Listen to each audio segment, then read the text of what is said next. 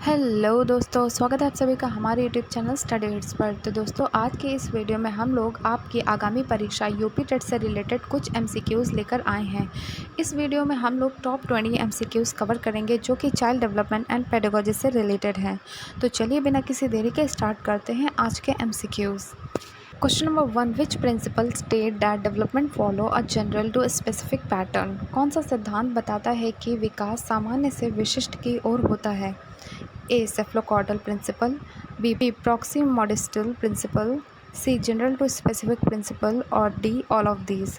So the right answer is option number C, general to specific principle, यानी सामान्य से विशिष्ट। बच्चा पहले सामान्य प्रतिक्रिया देता है और बाद में विशिष्ट कौशल विकसित करता है।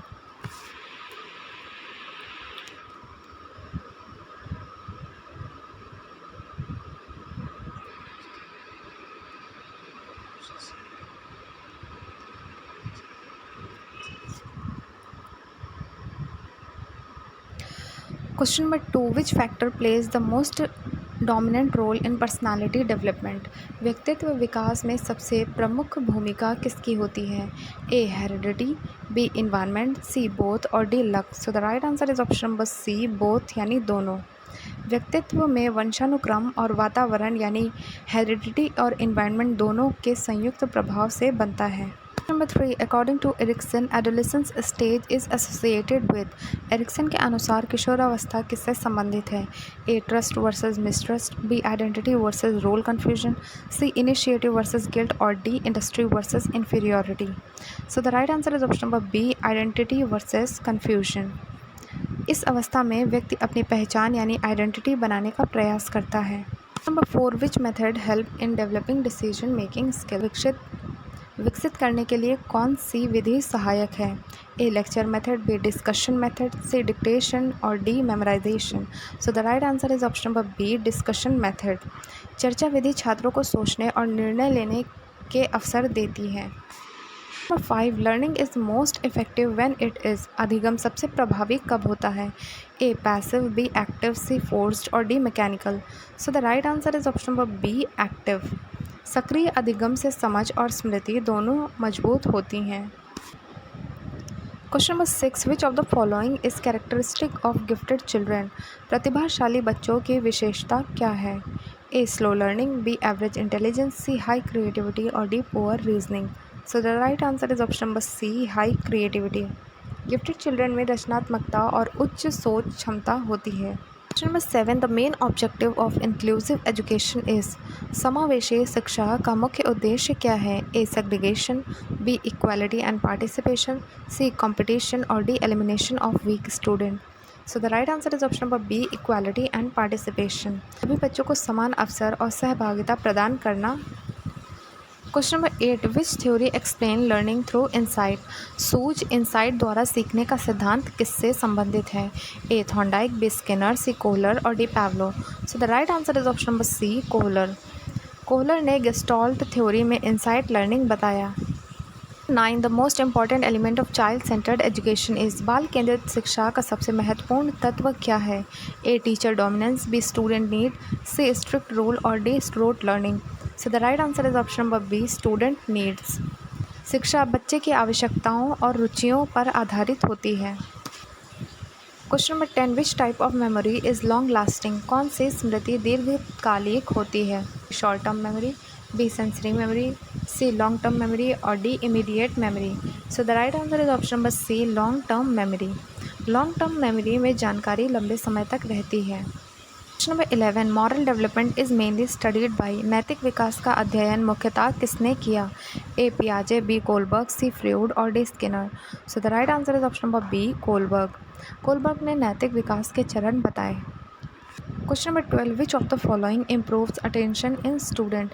छात्रों का ध्यान बढ़ाने के लिए क्या उपयोगी है? A monotonous teaching, active participation, C strict punishment और D silence only. So the right answer is option number B, active participation.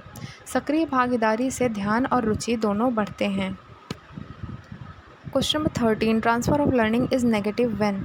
अधिगम का स्थानांतरण नकारात्मक कब होता है? A. Old learning help new, B. Old learning interferes with new learning, C. Both are same और D. No learning occurs. So the right answer is option number B. Old learning interferes with new learning. जब पुराना ज्ञान नए ज्ञान सीखने में बाधा बनता है। 14. The purpose of diagnostic assessment is. निदानात्मक मूल्यांकन का उद्देश्य क्या है? A. Final grading, identify learning difficulties, C. Punishment और D. Ranking. So the right answer is option number B. Identify learning difficulties. छात्रों की समस्या और कमियों की पहचान करना। Question number 15. Which intelligence is related to logical reasoning. तार्किक तर्क से संबंधित बुद्धि कौन सी है? A. Musical, B. Logical and mathematical, C. Bodily और D. Interpersonal. So the right answer is option number B. Logical and mathematical. यह गणना और तर्क क्षमता से संबंधित है।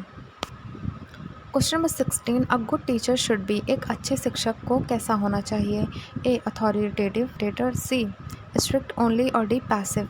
सो the right answer is option number B. Facilitator. शिक्षक मार्गदर्शक फैसिलिटेटर के रूप में कार्य करता है। 17. Which factor is responsible for individual differences. व्यक्तिगत भिन्नताओं के लिए कौन सा कारक जिम्मेदार है?